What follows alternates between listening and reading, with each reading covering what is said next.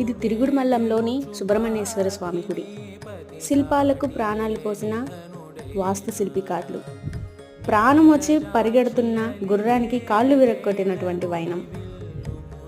గుడిలో ఈ మండపం దగ్గర అడుగడుగున వింతలు విశేషాలే. శిల్పాలకు ప్రాణాలు పోసే శక్తి ఉండేదా అంటే ఉండేదనే తెలుస్తుంది ఇక్కడ ఈ మండపం చూస్తే. చూడండి, ఈ చక్రం కింద ఉండేదంతా మట్టి, అంటే ఇది తిరిగేదానికి ఆస్కారం ఉండేదని తెలుస్తుంది. ఈ మండపం కట్టిన శిల్పకారుడు ఆయన ప్రేయసి కోసం ఈ మండపాన్ని 180 డిగ్రీలు తిప్పాడట. అంటే ఆయన శిల్ప కళని ఆయన ప్రేయస్కి చూపించడానికి. చూసారా ఒక్కొక్క చక్రం ఎంత ఉందో? నియర్లీ నా అంత ఎత్తుంది. నెల్లూరు నుంచి దాదాపు ఒక 90 కిలోమీటర్స్ ఉంటుంది తిరుగుడుమల్లం.